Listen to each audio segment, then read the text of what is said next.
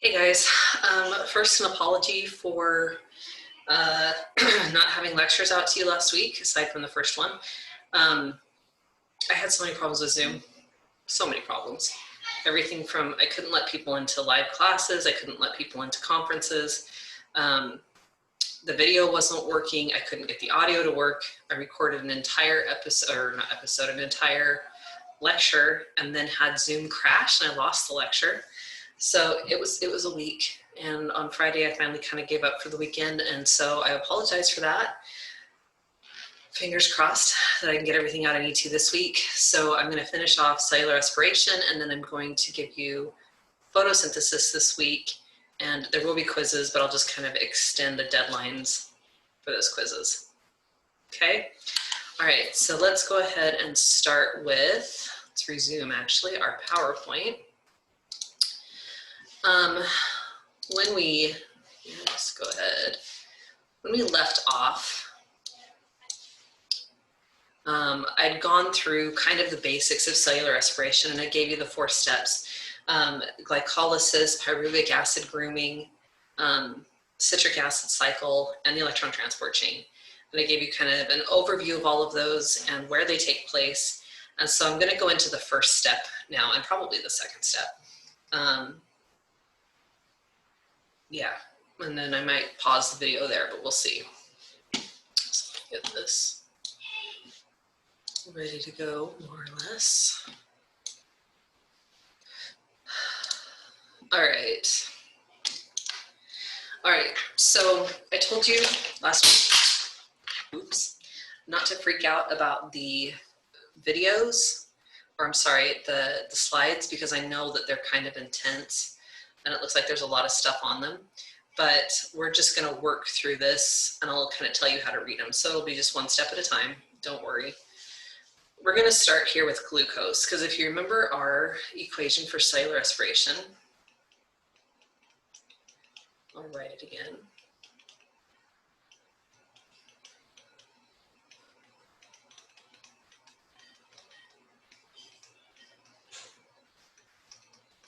Some equations don't put ATP as a product, but it is. So I just add it in parentheses. All right, so we're gonna start here with glucose. This is what glucose looks like in its actual 3-dimensional form.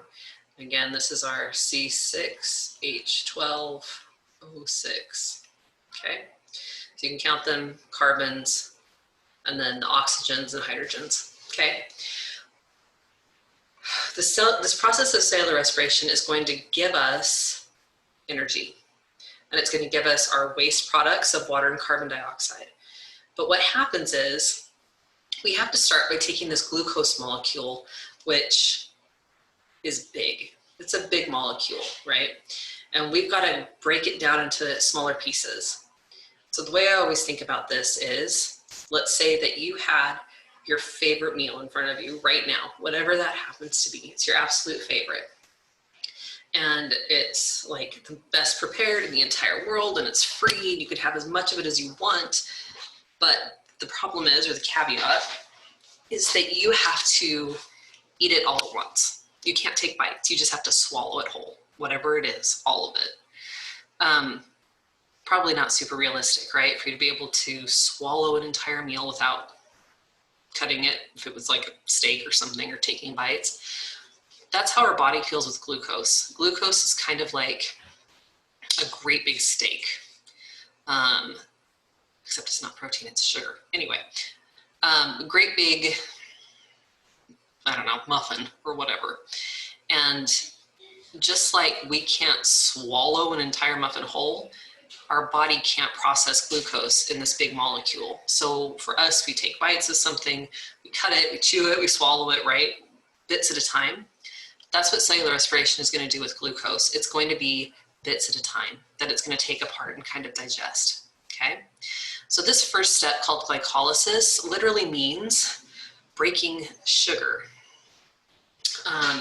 or splitting sugar, because lys, L-Y-S, means to split or to break. And GLYC, we are looking at kind of referring to glucose, to a sugar. So this is one of those is where I'm writing it here, so you should write it in your notes. So glycolysis means splitting sugar, which is what we're going to do, because again, the sugar is too big for our cells to use like it is. Okay, how does that happen? Well, if you remember me talking about this, glycolysis is the step that actually requires 2 ATP. It requires some energy to go into it in order to break down this big molecule into 2 smaller ones. So we get 2 ATP that come into this process, and the ATP is going to split the sugar in half, okay? So you can kind of ignore these intermediate steps where we've got phosphates attached. You don't need to know what's happening in these steps, except the phosphate groups from the ATP are helping to break the bonds between the carbons, okay? So we go from a great big 6-carbon molecule, which is our glucose, and we're going to take it down to 2 3-carbon molecules. For the first few steps for cellular respiration, I always have us follow the carbons. We're going to follow the carbons, we're going to watch what happens to them, and then we'll follow the electrons. But first we're going to just follow carbons. So we've got a big 6-carbon glucose that comes in. The first thing that happens, ATP is used to cut that 6-carbon into 2 3-carbon molecules. These 3-carbon molecules are called pyruvates. Okay, so we essentially go from glucose, 1 glucose, to 2 pyruvates. Okay, you're almost done with citric acid cycle. I'm sorry, with glycolysis. You're almost done with this. So all of this stuff all over the place, you've got a big 6-carbon molecule being split into 2 3-carbon molecules. Okay, the things you need to remember about that, you need to remember, start with 1 glucose, we get 2 pyruvates. You need to remember that we require 2 ATP to make this happen, okay? And then this process actually also makes ATP, but it makes a tiny bit. The process is going to make 4 ATP, but in glycolysis, we've already taken out a loan on energy, if you will, because we've used 2 just to split the glucose in half. So before we can leave glycolysis, leave this cycle to move on to the next, we have to pay ourselves back, okay? So yeah, we get 4, but we're gonna put 2 back up here so that it's ready to split the next sugar. That means we only net 2 ATP. Okay, we get a total of 4, we pay ourselves back, and we end up with 2.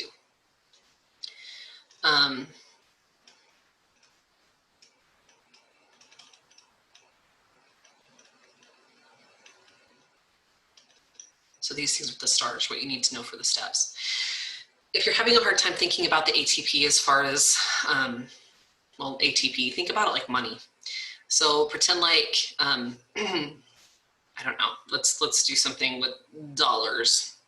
Let's pretend like you have a new job that's going to earn you money. But you have to go spend $2, I wish, on new clothes. $2 on new clothes so that you can go get that job, okay? Well, as soon as you get your first paycheck of $4, you pay yourself back for the 2 that you spent to get your clothes, okay? So that's what's happening here. If it's easier to think about ATP as currency, as money, then you can do that instead, okay? I'm gonna say it again. I know I say it a lot, but I'm gonna say it one more time, the steps. Big glucose, too big for the cell to do anything with, have to make it smaller, just like us trying to digest food. We have a big 6-carbon molecule, which is the glucose. We use 2 ATP to cut that glucose in half so that we end up with 2 3-carbon molecules. Those 3-carbon molecules are called pyruvates, okay? We end up making a total of 4 ATP in this process, but we have to pay ourselves back from the 2 that we put into it to begin with. So we end up with 2 ATP net. That's what we get back after we pay ourselves back. Okay? We're gonna go with the pyruvates now because the glucose has been hacked in half. So what's left of the glucose is now in these pyruvates, and they're gonna go to the next step.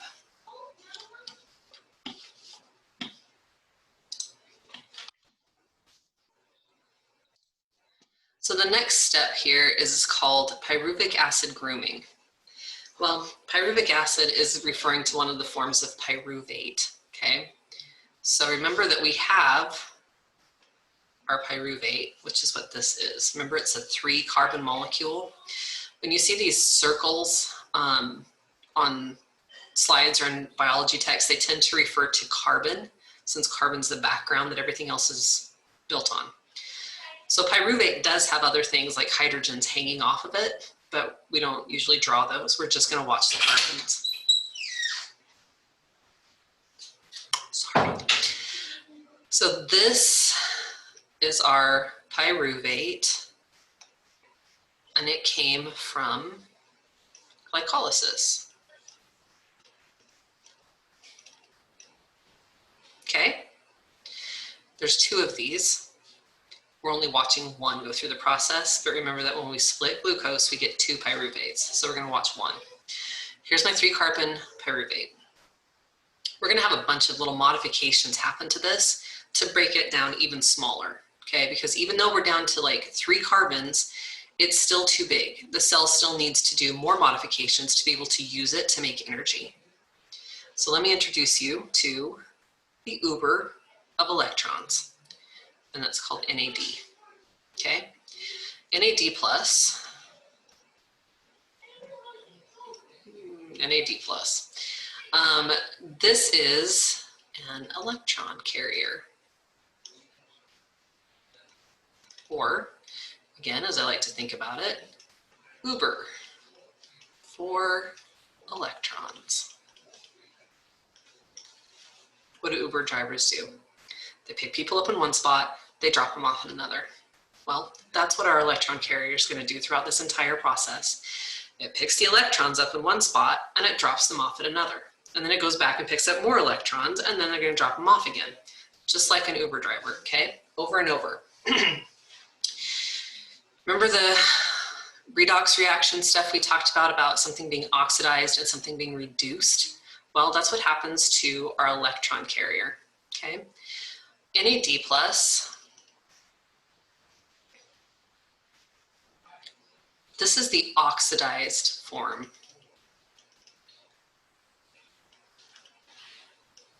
Oxidized meaning that it doesn't have that extra electron, okay? This is especially noticeable because we have a positive sign, meaning this molecule has a positive charge, okay?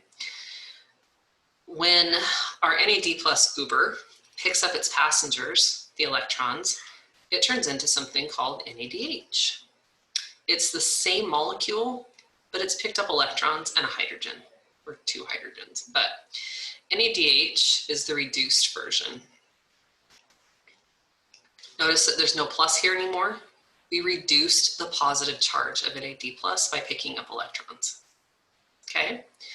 So NAD plus is the oxidized version. When it picks up its electrons, it's reduced to form NADH. So again, if we're doing the Uber thing, NAD plus is an empty car, empty Uber. NADH is an Uber with passengers. And our passengers are electrons. Okay, I'm giving it to you in pieces, but I'll kind of put it all together when we're done with these lectures. All right, so let's see what happens to our pyruvate when it gets in here. Here's our 3 carbons. We notice that there's this electron carrier that comes swooping in. Here comes our NAD plus Uber. NAD plus is going to pick up electrons, and it's reduced to form NADH. NADH is going to take its electrons to a different point in cellular respiration. which we'll get to in a minute because I'm not going to have you follow all the electrons right now. I'll have you notice that they're leaving, but I'm not going to have you follow them. We're still going to watch carbons for a minute. Okay, so we've got the electrons leaving, and then look what happens down here. Carbon dioxide. You remember that carbon dioxide is one of the products of cellular respiration. Well, this is one of the spots that we get that carbon dioxide from. It's right here. So if we're forming carbon dioxide, where are we getting that carbon from to form it? Well, we got it right here. Okay, we just lost another carbon. So we've gone from a 3-carbon pyruvate to a 2-carbon molecule. And then on that 2-carbon molecule, we're going to add something. We're going to add something called a coenzyme. It's an enzyme. It reduces the reaction time for something to happen. And this enzyme is called coenzyme A. So that's going to get added to our new 2-carbon molecule. And at the end, we get a 2-carbon molecule called acetyl-CoA. It says coenzyme A. Nobody calls it that. It's called acetyl-CoA. Sometimes there's a hyphen. Okay, that's how you'd say it, acetyl-CoA.